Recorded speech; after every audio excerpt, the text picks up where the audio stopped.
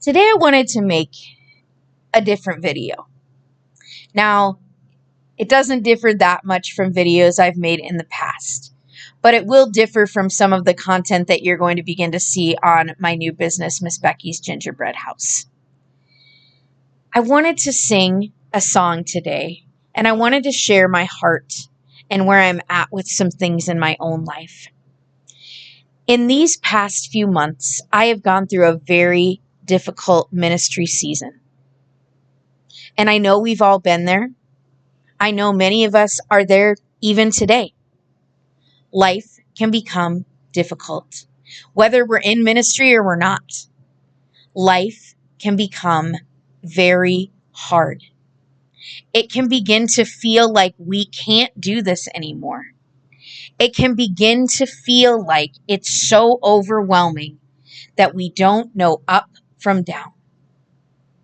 Now, I look around and I see all the devastation and everything that's happening in Florida and the difficulty that these people are going through.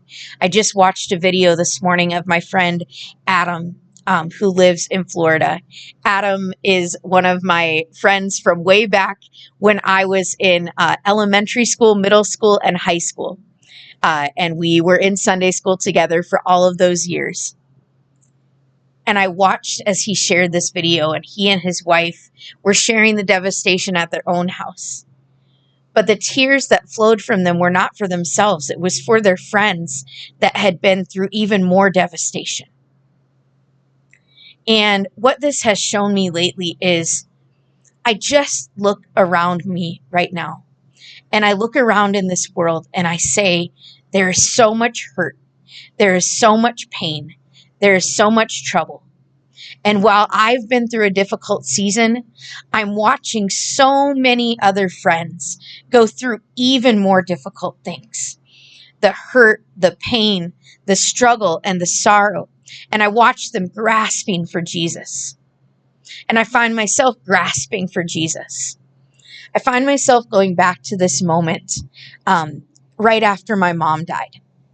Of sitting in my bed one night, and I may have shared this with some people before, but it's just a vivid picture in my mind because I sat in my bed that night and tears were streaming down my face, and I was angry and I was frustrated.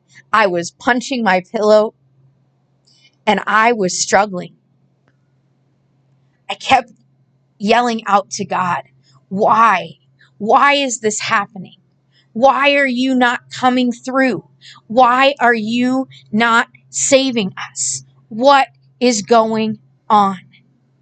And I remember distinctly in that moment, this feeling of one side of me wanting to just punch God in the face, which I had never felt before.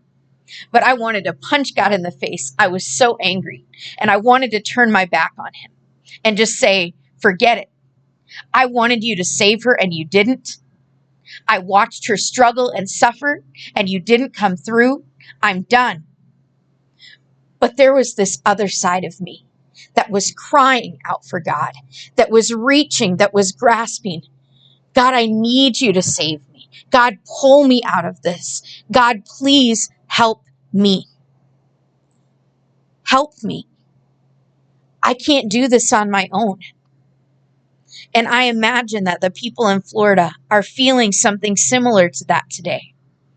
I imagine that people that have gone through such deep hurt and struggles are feeling that right now. I think about my friend Morgan, who just lost her husband a few weeks ago, and the hurt and devastation that must be going on. And I think about other friends that I'm watching struggle, that have lost children, that have lost family members. There is so much hurt. And there is so much of us that is tempted to just say, God, you're not here. Where are you? Where is your goodness? When are you going to come through? And friends, I'm sitting here this morning. It's not even morning, so I don't know why I said this morning. I'm sitting here today as I have spent my time with God. Fridays are my kind of my time, my introvert time, where I specifically spend time with God and I try to reflect. And I've spent my time realizing the goodness of God, realizing that in this season of difficult moments for me, God has been so good. God has been so faithful over and over and over again. Whether I could see it or not, whether I could see the plan or knew what he was doing or not, he has been faithful. And more than that, he has used moments during this season to lead other people to him. And I didn't even know it was happening. But I got an incredible voicemail from one of the girls that is in our youth ministry.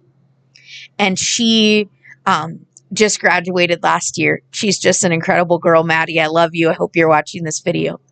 But Maddie sent me, Maddie and I have a little bit of a tradition where every Wednesday night after youth group, we send a voice memo to each other, share with each other about our weeks. And it's become by far one of my favorite moments of the week. But in the message that she sent to me, I sat on my couch in tears getting home from youth group that night, because she said, Becky, I know the hurt that you have gone through. I know the things that you've been feeling. But I have been able to watch you, to watch your faithfulness to God, to watch the person that you are allowing him to mold you into, and to just watch you continue to turn back to him over and over again, even when that's not easy. And I just want you to know that the life that you have lived out, the faith that you have lived out, has encouraged me in my own faith and in my own walk with God. Now, if you know me at all, it's not going to be a shock to you that I sat in tears and I bawled, but I did, because it was just this moment of realizing we don't know and we don't understand all of the reasons that God allows us to go through the things that he does. And some of those things we will see the fruit of. And others of those things we may not know that ever. We may know it on the other side of heaven. We may never know. But what we do know and what we can hold on to is the goodness of God. What we can hold on to is that no matter what, our God is the same God and he does not change. So the different part of this video is that I have a couple different songs on my heart, and I'm not going to sing all of them. I'm just going to sing pieces of a few of them, and hopefully this blesses you today. As I share my heart, as I share what God is doing in me and speaking to me, my hope and my heart is that it speaks to you, is that God reminds you that he is good. He reminds you that he has not forgotten you. And he reminds you that right now, even in this moment, as you watch this video, in this moment, as you are doing whatever it is that you are doing, he is walking beside you and he is standing with you. I love you, Lord, for your mercy never fails me. All my days I've been held in your hand. From the moment that I wake up until I lay my head, I will sing of the goodness of God. All my life you have been faithful. All my life you have been so, so good.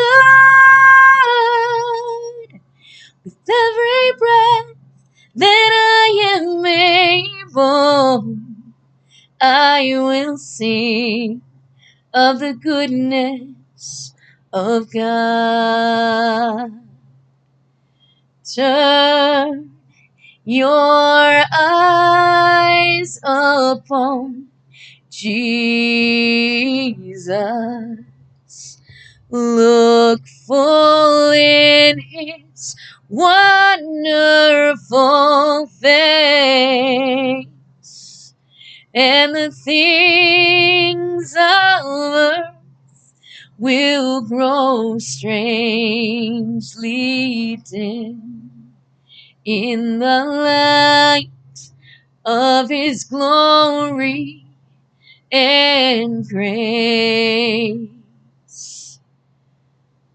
When peace like a river attendeth my way, when sorrows